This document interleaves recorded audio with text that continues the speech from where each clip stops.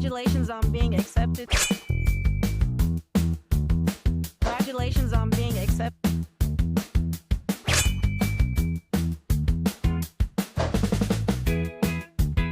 Oh man. So guys, I am so happy. Paul and Cody, you are here. Congratulations on being accepted to the Houston Comedy Film Festival for We Want the Virus. And man, this feature, first of all, how long have y'all known each other? How long?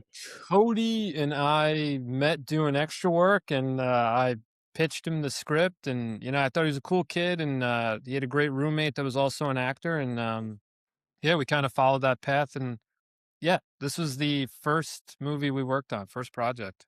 When was that? The Lakers show was like probably 4 or 5 years now ago. I think it was When we met. middle of 2021 or 2. Yeah, it sounds about right. When the world was Yeah. starting to come back to normal or trying to, right? Yeah, I had just moved to LA. Paul, you Yeah, can you tell. still had to mask it. Yeah, we were still playing that game where you were allowed to chew, and then you had to throw it back up, and so I was still working on the script in the heat of the moment. So yeah, probably 2021. What inspired you to even make this particular story, this film? I mean, old school Sandler movies, Jim Carrey movies. Cody was saying Tropic Thunder was a huge one, Mhm. just like those old school comedies of people, no political agenda, just funny, entertaining, just what we used to have. I miss that. I miss content like Yeah. that. We need more of it. And I was just wondering, I'm like, was this based off of like any true story? Because I know there were so many scams back in the day because of that thing. So that's why I was wondering, like, did you hear something? Well, first we made like $50,000 off a fake fundraiser, and then we were like, we should make a movie now that we have all this money. No, I'm kidding. Fund it with the fake money so we don't get in trouble. Oh my gosh. Y'all did a great job. I definitely want to compliment y'all on just everything, like the entire production. When it comes down to even the locations, how did you even get the locations and for all that? It's all Beautiful. Paul. Yeah, I mean, but do you want to hit that? Or you want me to hit that? That's all Do you, want man. It's Paulie asked me to be a part of it and read the script, and then after that, it was just like more than just like making the film. It was so exciting to see Paulie work every day. Where I would just like drive. I drove over to the Rose Bowl one day, and he's like, yeah, man. He's like, I thought we were just gonna shoot outside. He's like, I think we might get on the field. I was like, no, we're not getting on the field. Next thing I know, we're just like walking, like talk to security. We're walking through the gates, like on the field. I'm like, Paulie was just pulling it out of the hat for every single location. It was incredible. Man, man. And question, how long did it take y'all to film this project? So this one was 25 days. So this is the second time it happened in a row. The first movie I shot for 19, went to post, and then once I knew what I needed, came back, shot like 4 more and cleaned up. So I kind of did the same thing with this. We shot 18 days, went to post, knew I needed at least 3, but I only Mhm. like to come back, clean up once. Mhm. So yeah, we filmed like October 31st, 2024, and then we didn't finish production till like a year later, just because like I went home to New York, and then I came back, and then LA was on fire, and I was like, can we incorporate Yeah. that? No. Yeah. Okay. So let's talk about it. So, I mean, the end product is wonderful. What were the obstacles that you faced? Because LA was on fire. Was there anything that popped up that made this thing harder than it was supposed to be? Now it's like just a weird time in general in LA, because it was like it's one thing if like production's struggling or something, but it's another thing where it's like people's homes and families. So that was Yeah. just like we had crew members who were like evacuating and couldn't shoot certain days because they're like, I'm not in my home because I got evacuated. And so it was just like it definitely made scheduling turn into much more of like a challenge and like a Irony was, after we finished filming at Hennessy's, we had 2 13 terabyte hard drives with the movie on it, and our DP Alex was leaving, and I was going to my car, and he gave me one of them, and I go, do you want to just hold on to both of them? And he goes, no, you should keep them in separate places in case there's a fire. And I go, the city's not going to go on fire, but I took it anyway. And then later in life, I was in New York with one of them, and then the other one was in Encino, and I had to call my producer Sterling in Burbank, and I was like, you got to go to Encino because this thing actually might light on fire. So, yeah, it was super ironic that heat of the moment we did split up. I vividly remember Alex going, "No, in case there's a fire in it," me being Italian, just being like, "Everything's gonna be fine." And then city literally went on fire. And I just thought about something too. How did you keep the spirits up with everybody behind the scenes?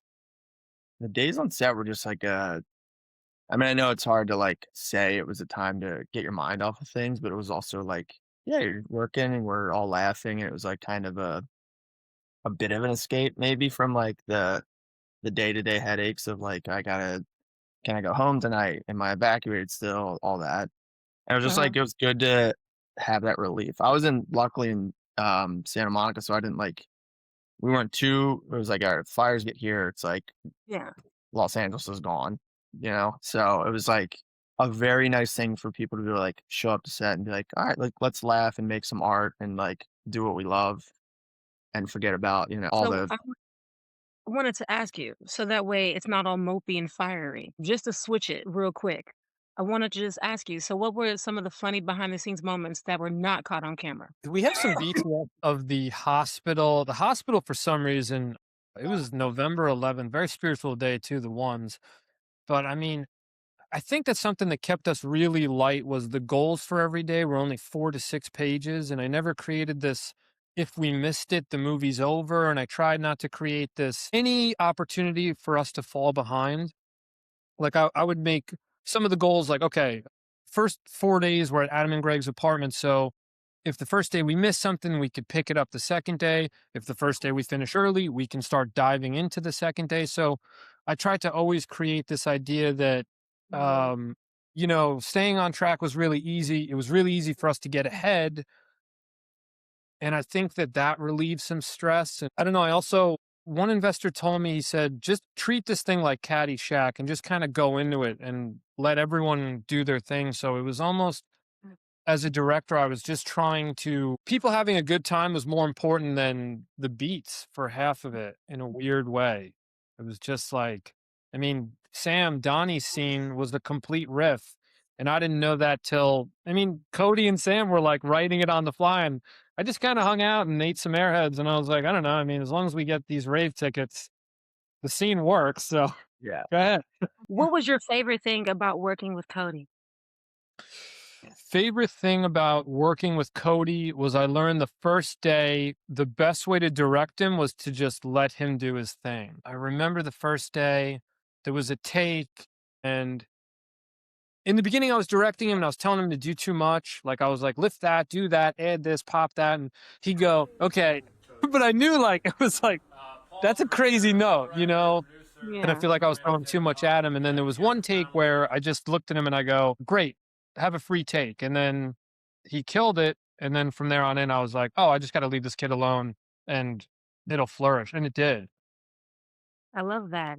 And Cody, what about your experience working with Paul? What is he like through this whole process? very, very, very similar vein of like obviously outside of script, great friends. And then in the script, we're best friends just like this. So it's like having it be that Paulie kind of what he said was like directing, and then it was like, it is your friend, and you're like, you know what? He's my best friend. I'm not gonna listen to exactly what he says. I'm gonna fight. I'm gonna push back, and it just like made the relationship so much more like real and alive. I feel like on screen, and it was just, I mean, like I was saying with locations, it was just fun to watch Paulie work as producer and get Cool these like, sets, cool yeah, locations. insane Yeah, it's like fun. how he Good. did it.